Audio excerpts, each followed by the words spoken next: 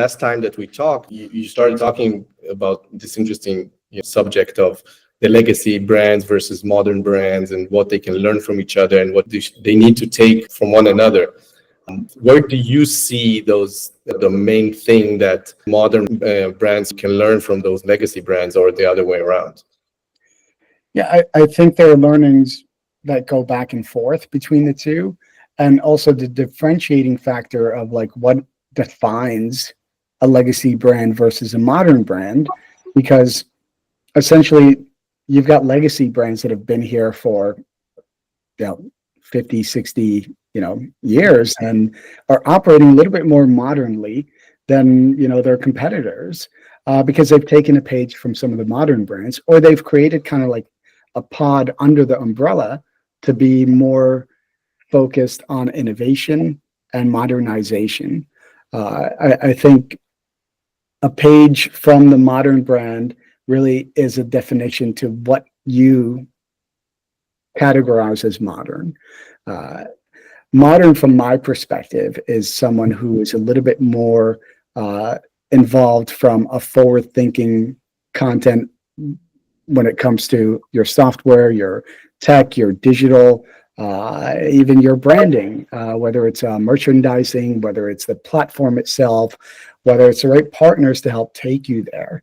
But I think it really does start internally in making that decision of what we must do as a brand from a modernization aspect, what that looks like, and how we might be able to move forward. We have seen what the pandemic has done for some of these legacy brands, some that are no longer with us because they didn't, move forward with that modern perspective, weren't looking at online as a path forward. And in many cases, it might have been their only path forward, right? To make these decisions, or they just weren't relevant. They weren't going to be here. So I would argue that whether you're doing it internally or leveraging a partner to do it, it's something that you have to look at. And it doesn't necessarily mean that you have to do everything, but it means that you have to really question some of what you are doing. Yeah, when I got into retail and e-commerce, like online was something that was nice to have. It was like, I don't know, 5% of the business, something that's good for branding, good for awareness, another revenue stream, another way of getting rid of some dead stock, or I don't know, those type of things. And as the years have passed, the trend is becoming more and more online. They can become like a centric channel for any retail brand, like company. And then the pandemic hit, and it grew even more. It was expedited. But in the ones like you mentioned that did not put the effort into that, were left behind, definitely. And we can definitely see it in merchandising. Mm-hmm. Like merchandising, as far as I can see, the best way is to somewhere in the middle between these two brands, the legacy brands and the modern brands, because they need to learn from each other. Like the legacy brands, the old brands, they have the merchandising is practice of hundreds of years that has been out there and have been really have a holistic view on how you manage the business and the merchandising in terms of not just selling more, but the pricing, the profit-driven optimization of inventory, maximizing the margin, all these things taking into consideration under, like I said, the holistic view, and be able to really manage the business in a profitable way.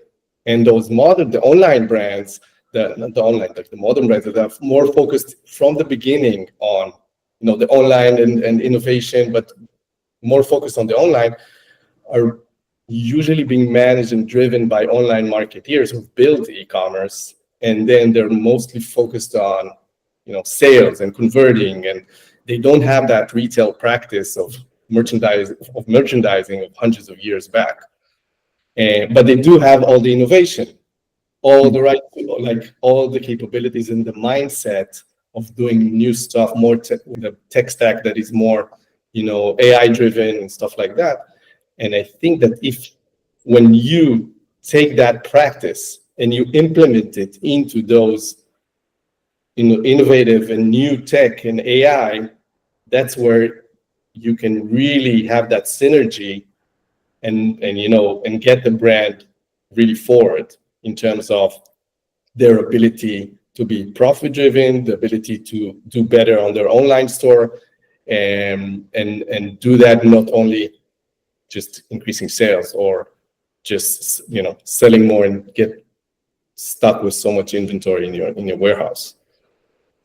Just because it's new doesn't mean it's good. It's something we might want to look at, and it might just help redefine what we might be doing as a company. Again, whether you're modern or legacy, but it's important to take a look at the new regardless. Doesn't mean that we're going to move forward with it. It's exploring. The grass isn't always greener, right, on that other side, but at least let's take a look. Why not? Yeah.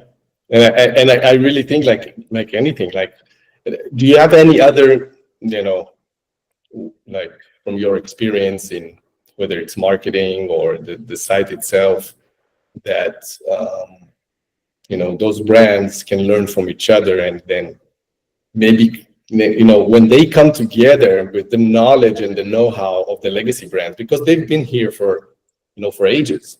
Mm-hmm. And taking that legacy and translate that into more of a modern mindset. Do you have like anything from your experience that is like creating that synergy and taking the brands forward? Yeah, we're truly blessed to be working with some really wonderful brands, legacy as well as modern brands that have been here for generations, and others that are pretty new, ones that are small, up and coming startups, and enterprise ones. And I think that helps us and them be able to have a full aspect of looking at things from a different lens, because you can learn from brands in different verticals. You can learn from brands in the same vertical that may not be doing it well, but also ones that have been here and have that historical aspect. So we like bringing brands together. We like bringing a sense of like, this isn't someone trying to pitch you kind of thing. This is a collaboration of colleagues from a merchant aspect, whether they're in the same vertical but not competing, right? So they can be a little bit more open with one another, but the merchant's not selling the other merchant on anything in particular. They're just having that conversation to be able to learn from one another. It doesn't take much from us being able to connect those dots. They're busy, right? So it's based on their schedules and connecting those dots and letting them have that conversation to really collaborate and learn from one another without any kind of competitive landscape, without any kind of pitching aspect of like, hey, I want to sell you this platform or this product or this technology, right? We're there to be your partner anyway as an agency, but you might think that we're trying to sell you something, although we're not. We work for you. We don't work for the platforms. But you get a little bit more of an agnostic perspective from another merchant to another merchant, having a conversation and just learning from one another. What you might be doing better or differently, what's working for you, what isn't working for you. And I'd argue that that's something that many other agencies don't do the way that we do, and connecting those dots. And exactly how do you create that interaction between the different brands? Well, we first speak to each of them individually, because doing it blindsided gets you nowhere, right? Let's say it's one footwear company to another footwear company, right? One might be only doing B2B, right? One might be doing B2C, or they just might not compete. One might be doing women's footwear. One might be doing men's footwear. Or it might be a furniture company. One's residential, one's commercial, right? They don't compete, but they're in the same vertical. So we take a look at that first. Does it make sense? Or it might be separate verticals in general. One might be, a electronics company, one might be a beverage company, but they can learn from one another based on maybe some of the technologies they're looking at. Maybe one's moving from one platform to another. They're going through a migration, or they're exploring making a migration from the same platform that the other company was on to a new platform that the new company's on. So they can learn about that process. Would you do it again, kind of thing. So it helps really bring a little bit more empathy to that conversation, where a merchant is speaking to another merchant who has gone maybe through what they're looking to go through, or perhaps provide some direction without being pitched or pushed to be told by a platform or a company like, yes, we can do it, but can you really do it, right?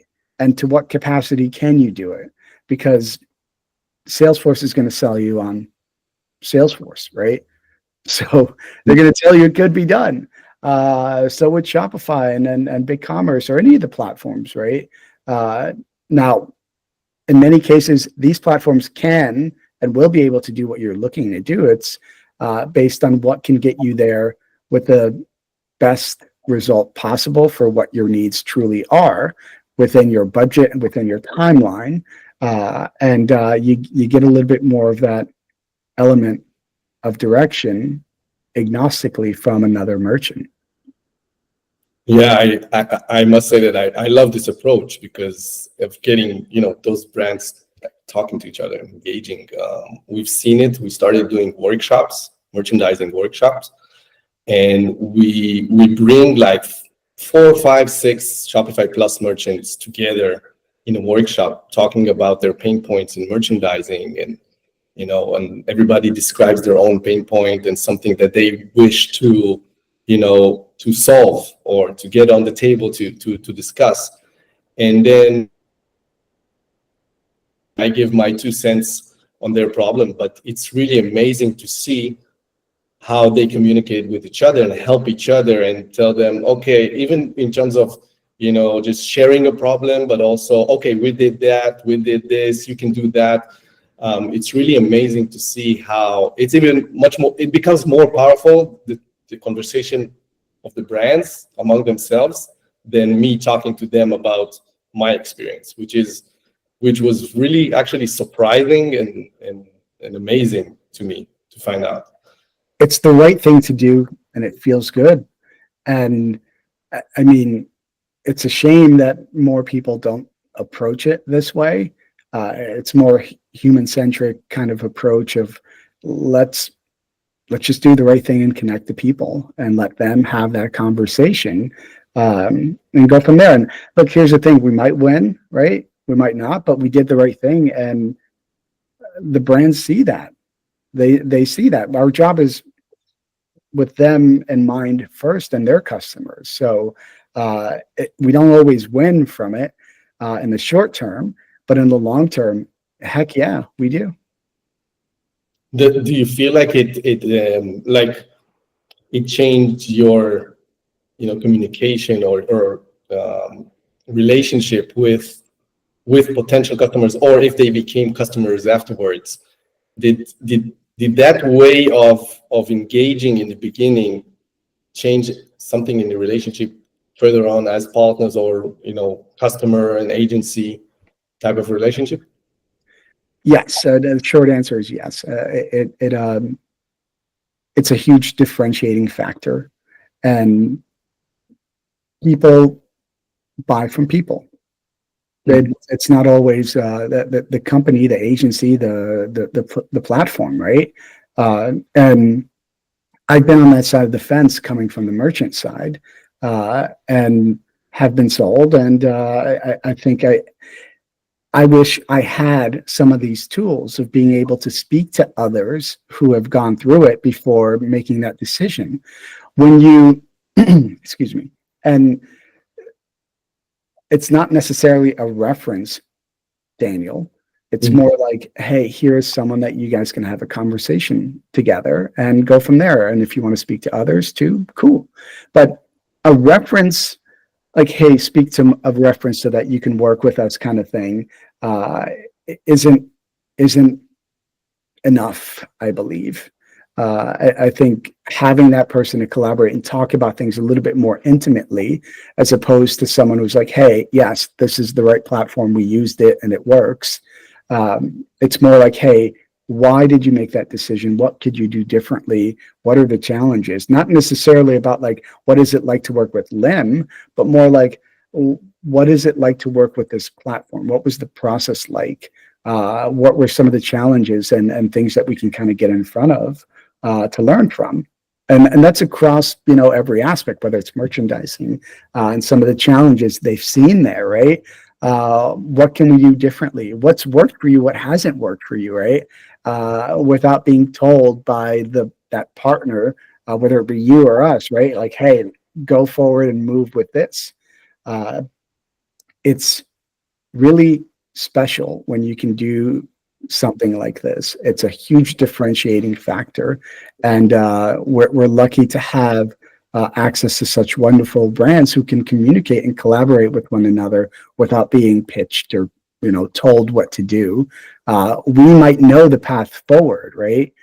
Because we're here to work for you, but at the end of the day, it's nice to be able to collaborate and communicate with someone who has gone through it or is going through it, as opposed to just an agency or a platform, but a true colleague in the space. Yeah, I totally agree. I think that, and you see the indicator for that brands really, really like communities to be with, all right, we are a 9 figures brand or 10 figures brand or whatever. We want to be in a community with such brands, like in this size, and then communicate and talk about our problems and stuff. So I think that brands really like this concept. But going back to legacy brands versus modern brands, do you feel like there's any difference between them in that regard of wanting to communicate with other brands? Is like, do you find like legacy brands maybe more, I don't know, old school? I don't want this, or this is not like classic ways of communicating, or is it the same? I think it depends on the people at the brand, because we've had, again, we're blessed and truly lucky to work with some really, really wonderful brands and people who trust us at these brands when we connect the dots for them and say, hey, you might want to speak to this person, right? It's not a problem of legacy or modern brands who want to speak or collaborate. It's about the people. Yeah, totally agree.